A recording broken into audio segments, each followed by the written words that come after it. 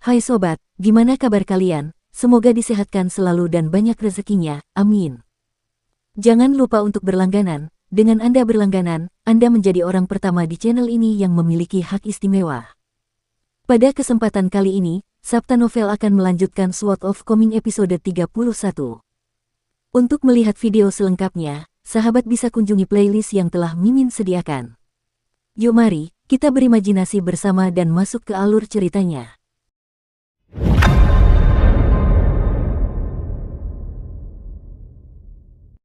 Sebelum Chen Pingan tiba di sumur kunci besi dengan dua embernya, ia melewati beberapa kios di gang bunga aprikot yang menjual sarapan, yang membuat perutnya keroncongan tanpa peringatan. Namun, ia benar-benar kekurangan uang, jadi ia hanya bisa memaksakan diri untuk terus berjalan dan mengantre di depan sumur untuk mengambil air. Ada 3 keluarga di depannya, dan ketika gilirannya tiba, Zigui tiba-tiba menyerobot di depan dengan ember kecil. Hal ini langsung membuat yang lain di belakangnya menggerutu karena marah. Meskipun mereka tidak mengumpat atau bersumpah, kata-kata yang mereka ucapkan juga tidak enak didengar. Hal ini terutama terjadi pada wanita tua yang bungkuk itu. Orang-orang memanggilnya Nenek Ma, dan kedua putranya adalah orang-orang yang cukup sukses, dengan masing-masing memiliki tungku pembakaran naga mereka sendiri. Meskipun tungku pembakaran naga mereka sangat kecil, berada di peringkat paling bawah dari sekitar 30 tungku pembakaran naga, mereka masih dapat dianggap sebagai beberapa orang terkaya di Apricot Blossom Alley. Namun, entah mengapa, hubungan Nenek Ma dengan kedua menantunya sangat buruk. Putra-putranya dan istri-istri mereka telah pindah ke Gang Daun Persik beberapa waktu lalu, jadi hanya wanita tua itu yang masih tinggal sendiri di rumah leluhur mereka di Gang Bunga Apricot. Di mata Chen Pingan, Liu Xianyang, dan orang lain yang seusia, Nenek Ma selalu menjadi orang tua yang sangat menakutkan. Dia sangat kejam saat memarahi orang lain, dan dia juga orang yang sangat pelit dan picik. Dia selalu mencoba mengambil semuanya untuk dirinya sendiri.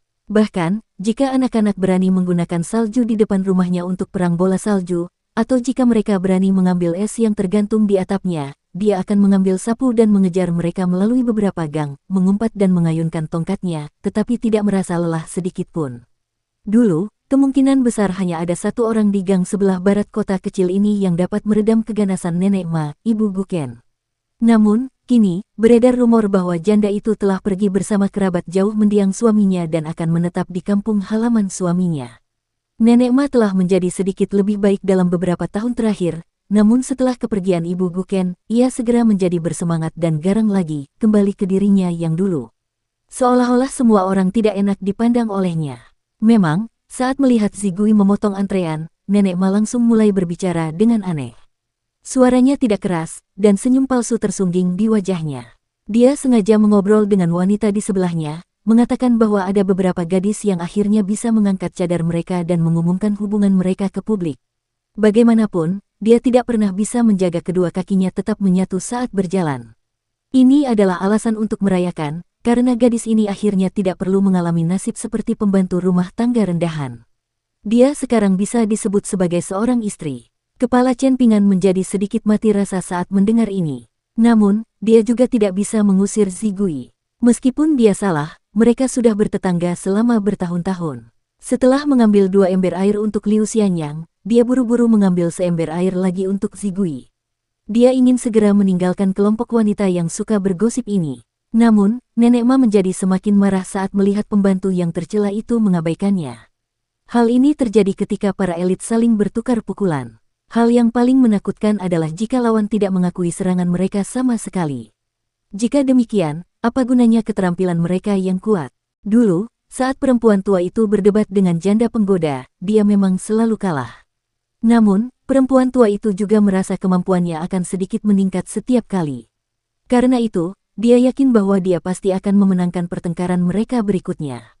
Namun, sekarang, semuanya benar-benar berbeda. Pelayan rendahan dari Gang Vas Tanah Liat itu menutup mulutnya dan berpura-pura tidak mendengarnya. Namun, ekspresi di matanya menunjukkan sesuatu yang membuat wanita tua itu merasa sangat tidak nyaman. Hal ini menyebabkan wanita tua itu menjadi semakin marah. Dia benar-benar ingin bergegas untuk mencakar dan merusak wajah pelayan rendahan itu. Dengan begitu, para pemuda dan pria di gang-gang terdekat tidak akan kehilangan jiwa mereka karena penampilan dan sosok pelayan yang tidak tahu malu itu. Hal ini khususnya terjadi pada cucunya. Meskipun orang lain menganggapnya sebagai orang terbelakang, bahkan neneknya baru-baru ini merasa bahwa dia benar-benar telah kehilangan akal sehatnya. Dia selalu berbicara omong kosong, dan selama ini, dia selalu mengatakan bahwa dia akan membawa pembantu dari Clay Faseeli ini pulang dan menjadikannya istrinya. Dia kemudian akan menghancurkan surga. Tidak dapat memancing reaksi apapun dari pembantu yang sangat menjijikkan itu, Nenek Ma hanya dapat mengalihkan perhatiannya ke anak laki-laki muda malang di sampingnya. Dia mendecak lidahnya heran dan berkata, "Dasar sampah yang hina dan tidak berguna. Kau menyebabkan orang tuamu meninggal, tetapi kau masih punya muka untuk tetap hidup. Dengan kemampuanmu yang rendah, kau tahu bahwa kau tidak akan pernah bisa mendapatkan istri, jadi kau tanpa malu-malu mencoba bersama dengan pembantu orang lain. Sungguh pasangan yang sempurna, anak laki-laki yang hina dan gadis yang menjijikkan. Memang, kalian berdua sebaiknya bersama. Bagaimanapun, lorong vas tanah liat adalah tempat untuk sampah seperti kalian berdua. Ketika kalian memiliki anak di masa depan, mungkin mereka bahkan akan menjadi penguasa lorong vas tanah liat." Chen Pingan merenung sejenak sebelum membungkuk dan bersiap meletakkan 2 ember air. Namun, Zigui sudah meletakkan ember airnya beberapa saat lalu dan mulai melangkah ke arah wanita tua yang tak terkendali itu. Tanpa berkata sepatah kata pun, dia mengangkat tangannya dan menamparkan wanita tua itu, menyebabkannya berputar-putar di tempat. Wanita tua itu linglung dan pusing, dan dia hanya bisa tetap tegak berkat dukungan para wanita di sampingnya. Tanpa menunggu wanita tua itu pulih, Zigui segera melangkah maju dan menamparnya lagi, sambil mengumpat, "Wanita tua yang tak pernah mati, aku sudah terlalu lama menahan omong kosongmu." Wanita tua itu menggelengkan kepalanya, dengan asap mengepul dari hidungnya karena marah. Dia baru saja akan membalas, tetapi entah itu salah persepsi atau tidak, seolah-olah wanita-wanita di sampingnya memegangnya terlalu erat, sedemikian rupa sehingga dia tidak bisa melepaskan diri dari genggaman mereka. Akibatnya, dia dipermalukan untuk ketiga kalinya. Kali ini, pembantu itu menggunakan buku-buku jarinya untuk memukul dahi wanita tua itu dengan keras, sambil berkata, "Jika kamu berani mengumpat orang lain di masa mendatang, aku akan memastikan untuk menyeret lidahmu keluar. Setiap kali kamu mengumpat, aku akan menggunakan jarum untuk menusuk lidahmu." Wanita tua itu sangat terguncang oleh kejadian ini, dan dia bahkan lupa untuk mengumpat balik akibatnya, apalagi mencoba untuk membalas. Gadis muda itu berbalik dan pergi dengan tergesa-gesa. Saat melihat tetangganya telah mengambil seember air untuknya, dia tersenyum dan kembali ke Clay Faseeli bersamanya. Sebelum Chen Pingan sempat berbicara, gadis muda itu sudah membuka mulutnya dan berkata, "Tidak perlu berterima kasih padaku. Aku tidak membelamu atau apapun." Chen Pingan terdiam. Dukung terus channel YouTube Sabta Novel. Gadis muda bertangan kosong itu terus bergumam sendiri. Namun, dari awal hingga akhir, dia tidak pernah menunjukkan keinginan untuk membawa ember airnya sendiri. Sementara itu, wanita tua itu melolong di samping sumur kunci besi. "Dasar bajingan kecil terkutuk, kau pantas mendapatkan murka surga. Mengapa hidupku begitu keras dan menyedihkan? Oh, surga tidak punya mata. Mengapa kau tidak melepaskan petir untuk menghancurkan pelayan kecil yang menjijikkan dan menggoda itu?" Gadis muda itu berjalan cepat, namun pada saat itu dia tiba-tiba melakukan gerakan aneh, menggunakan telapak tangannya untuk mendorong ke langit. Untungnya, Chen Pingan telah bertetangga dengannya selama bertahun-tahun, jadi dia tidak menganggap hal ini aneh. Ketika mereka melewati warung sarapan, Chen Pingan sekilas melihat sosok yang dikenalnya. Dia tidak tinggi, dan mengenakan pakaian hijau, dia sedang membeli roti daging yang baru dikukus. Roti itu masih panas, dan aromanya tercium di seluruh jalan. Chen Pingan mendongak. Saat itu masih pagi, tetapi langit sudah mendung pada waktu yang tidak diketahui. Seperti selimut tebal milik orang kaya, ada lapisan awan gelap tebal yang terhampar di sana dan berjemur di bawah sinar matahari. Ledakan, guntur bergemuruh di atas kota kecil itu. Di dekat sumur kunci besi, Nenek Ma segera berdiri lalu bergegas pulang. Ember kecilnya bergoyang ke sana kemari, menumpahkan air kemana-mana. Saat ia tiba di rumah, mungkin airnya tidak akan tersisa setengah ember lagi. Mungkin karena wanita tua itu masih memiliki kesadaran diri. Jika surga benar-benar memiliki mata, petir pertama yang menghantam kemungkinan besar akan mengenai kepalanya. Chen Pingan juga mendongak saat mendengar gemuruh guntur. Dia sedikit bingung, sepertinya tidak akan turun hujan. Zigui tersenyum dengan mata menyipit dan berkata, "Tuan muda mengatakan kepadaku bahwa dia pernah membaca tentang ini sebelumnya. Konon, di awal musim semi, seorang dewa di istana surgawi akan mengenakan baju besi emas dan menabuh genderang di awan, mengucapkan selamat tinggal pada yang lama dan menyambut yang baru. Pada saat yang sama, genderang yang ditabuh juga akan menakuti semua kejahatan untuk memberi jalan bagi datangnya musim semi. Chen Ping'an mengangguk dan berkata, "Tuan muda Anda memang banyak membaca." Gadis muda itu menghela napas dan berkata, "Tuan muda memang hebat dalam banyak hal, tetapi dia terlalu malas. Dia juga suka mengutuk surga sepanjang waktu, dan menurutku ini bukan hal yang baik." Chen Ping'an tidak punya kebiasaan membicarakan orang lain di belakang mereka, jadi dia tidak membalas komentar Zigui.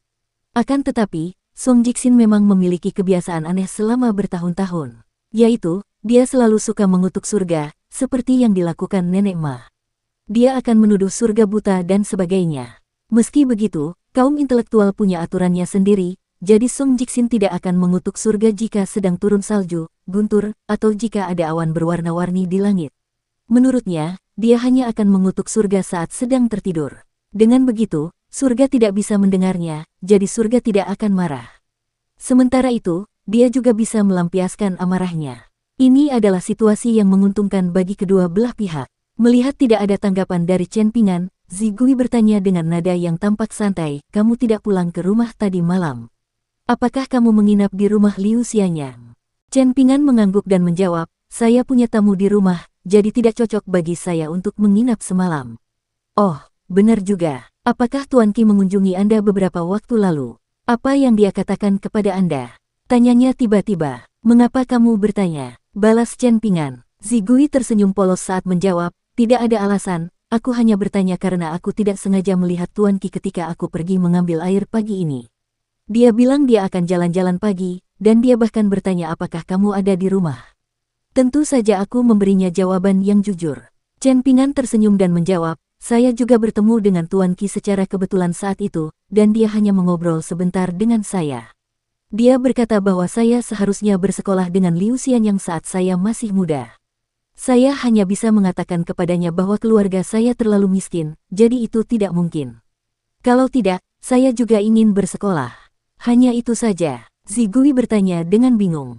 Chen Ping'an menatap matanya dan berkata sambil tersenyum, "Apalagi?" Dia menepisnya sambil tersenyum. Keduanya berpisah di persimpangan jalan. Zigui menerima seember airnya dan melanjutkan perjalanan ke lorong vas tanah liat, sementara Chen Ping'an pergi ke arah lain dan kembali ke rumah Liu Xianyang.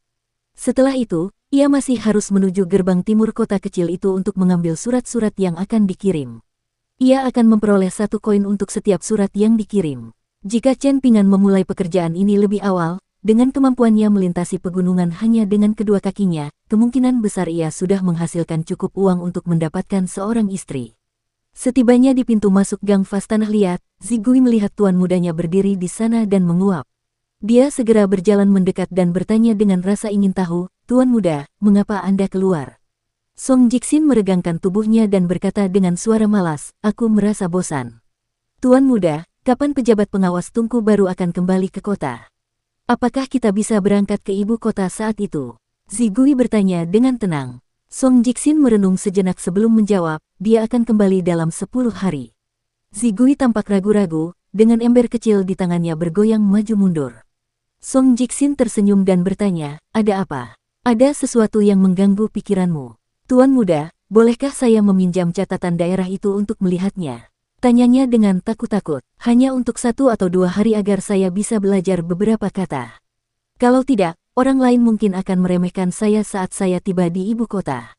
Saat itu, bahkan tuan muda akan ditertawakan karena saya." Song Jixin tidak bisa menahan tawa. Setelah merenung sejenak, dia berkata, "Apa yang memalukan dari permintaan ini? Namun, ingatlah untuk mencuci tangan sebelum membaca buku, dan pastikan untuk tidak mengotori halamannya. Selain itu, berhati-hatilah agar lilin tidak menetes ke atasnya. Selain itu, tidak ada hal lain yang perlu dikhawatirkan. Bagaimanapun, ini hanyalah buku jelek yang mencatat kejadian-kejadian hingga saat ini." Senyum cerah terpancar di wajah Zigui. "Terima kasih, tuan muda." Song Jixin pun tertawa terbahak-bahak dan berkata, "Kemarilah, biar aku yang membawakan seember air untukmu." Namun, Zigui minggir dan berkata dengan serius, "Tuan muda, bukankah dikatakan bahwa seorang bangsawan harus menjauhkan diri dari pekerjaan dapur? Bagaimana mungkin tuan muda menyibukkan diri dengan pekerjaan seperti itu? Jika orang lain mendengar hal ini, saya pasti akan dihukum oleh mereka." Song Jixin terkekeh karena marah, berkata, "Aturan, prinsip, dan etika. Hal-hal ini bisa membuat orang lain takut dan tertipu, tapi aku. Namun, intelektual muda itu tiba-tiba berhenti berbicara. Zigui sangat penasaran, dan dia bertanya, "Tuan muda itu apa?" Senyum sinis kembali tersungging di wajah Song Jiksin, dan dia menunjuk dirinya sendiri sebelum berkata, "Sebenarnya aku ini petani. Aku mengurus ladang dan menggambar petak, lalu menyuruh orang-orang menanam benih dan menyirami tanah. Sementara itu, aku akan menunggu tanaman tumbuh dan menghasilkan panen yang melimpah. Tahun demi tahun, beginilah cara hidupku." Zigui bingung. Song Jiksin tertawa terbahak-bahak. Namun, dia tiba-tiba menjadi serius dan bertanya, "Zigui, apakah Chen Pingan yang membawakan ember air untukmu sepanjang waktu?" Pembantu itu mengangguk dengan ekspresi polos. Suara Song Jiksin terdengar penuh arti saat dia berkata, "Seorang bijak pernah berkata bahwa beberapa orang menganggap kebaikan kecil orang asing sebagai sesuatu yang berharga, namun mereka menganggap pengorbanan teman dan keluarga mereka sebagai sesuatu yang bisa diterima begitu saja, sama sekali tidak menunjukkan rasa terima kasih kepada mereka." Sikap seperti ini tidak benar. Pembantu itu menjadi semakin bingung. "Hah?" Anak laki-laki itu mengusap dagunya dan bergumam dalam hati, "Kau benar-benar tidak mengerti sindiranku. Bagaimana aku harus menanggapinya? Mungkin aku harus menukarmu dengan seorang pelayan muda yang lebih pintar dan lebih pengertian." Pelayan itu tidak dapat menyembunyikan senyumnya lagi. Dia sama sekali mengabaikan ancamannya, dan dia mengungkapnya dengan berkata, "Tuan muda sebenarnya mencoba bertanya kepadaku siapakah orang bijak yang berpengetahuan ini, kan? Tuan muda, aku tahu. Tentu saja itu kamu." Song Jiksin tertawa terbahak-bahak. "Zigui memang mengenalku dengan baik. Seorang sarjana setengah baya sedang duduk tegak di perpustakaan sekolah swasta. Saat guntur musim semi bergemuruh, kepingan go hitam dan putih di hadapannya semuanya hancur menjadi debu.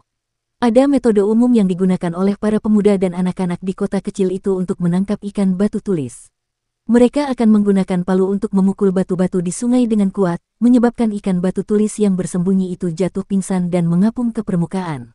Praktik ini identik dengan pepatah yang ditemukan di buku-buku, berkeliling gunung untuk menakuti harimau. Akan tetapi, jika seseorang ingin memperingatkan seorang bijak agar tidak menentang surga dan menentang Dao Agung, senjata yang sesuai yang perlu dipegang seseorang kemungkinan besar adalah guntur yang besar dan dahsyat di langit.